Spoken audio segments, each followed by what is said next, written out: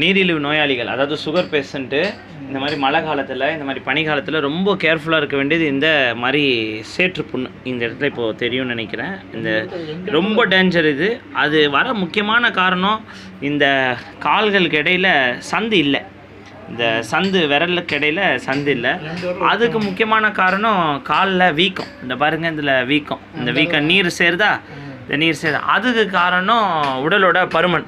இப்போ பாருங்கள், இந்த வயிறு பெருக்குது இல்லையா, இந்த வயிறு பெருக்கிறதால முட்டி வலி வர்றது, கால் வீங்குது, இதால் ஹார்ட்டுக்கு பாதிப்பு ஏற்படுது, நடந்தால் மூச்சு வாங்குது, நான் படிக்கட்டெலாம் ஏறினா மூச்சு வாங்குறது, இதெல்லாம் இருக்குது. இதுக்கு இப்போ நீங்கள் என்ன சொல்லுவீங்க, இந்த மாதிரி ஆயின்மெண்ட் போடலாம். இப்போ இந்த மாதிரி பல ஆயின்மெண்ட் போடுறாங்க, இந்த மாதிரி குளோபெட்டசோல், நியோமைசின், குளோட்ரிமசோல், அந்த மாதிரி போட்டாங்கன்னா அந்த நேரத்துக்கு ஆடுற மாதிரி இருக்குமே கண்டி, அதுக்கப்புறம் ஆறாது. இதுக்கு என்ன தீர்வு அப்படின்னா, நீங்கள் என்னோட சேர்ந்து பண்ணலாம்.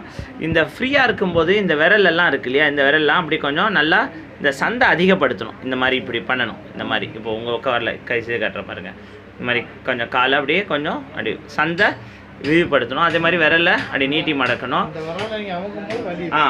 இப்போ பாருங்கள், என் காலும் பாருங்கள், உங்கள் காலும் சேர்ந்து பண்ணுங்கள். அதாவது விரல்களை நல்லா அப்படி மடக்கி நீட்டணும். அப்புறம் விரலை விரிக்கணும், அப்புறம் விரலை சுருக்கணும், விரலை விரிக்கணும், சுருக்கணும், அப்புறம் அப் டவுன், அப்புறம் இந்த விரல்களை நல்லா நீட்டி மடக்கிற. இப்போ பாருங்கள், உங்களுக்கு மொபிலிட்டி கம்மியாக இது. இப்போ இந்த காலோட பயிற்சியோடு நிற்கலை, உடம்புக்குமே நம்ம நல்லா பயிற்சி கொடுக்கணும்.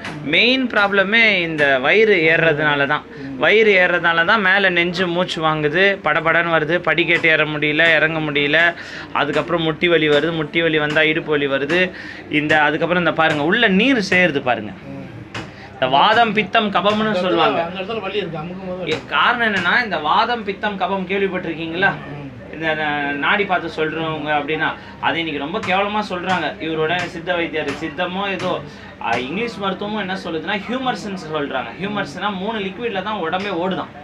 அதாவது வாதம் அப்படின்னா காற்று, பித்தம்னா நெருப்பு, கபம்னா நீர். இப்போ உங்க உடம்புல நீர் அதிகமாக சேர்றதுனால இங்கெல்லாம் பாருங்க, அந்த சைடில் கேப்பே இல்லை. இந்த சைடில் கேப் இல்லாததுனால இந்த சந்தில் பாருங்கள், இப்போ இந்த மாதிரி பிரச்சனை வந்துருச்சுன்னா சுகர் இருக்கிறவங்களும் டக்குன்னு ஓட்டை போட்டு செப்டிக் ஆகி அதுக்கப்புறம் கால் என்ன பண்ணுறாங்க, இது வரைக்கும் எடுக்கணுன்றாங்க, அப்புறம் இது வரைக்கும் எடுக்கணுங்க. வம்பு தானே சார் இல்லையா? அதனால் உஷாராக இருக்கணும். அதுக்காக தான் உங்களை வாழ்க்கை முறை மாற்றங்கள் செய்ய சொல்கிறது. மற்றும் ஒரு முக்கிய பதிவில் சந்திப்போம். நன்றி, வணக்கம்.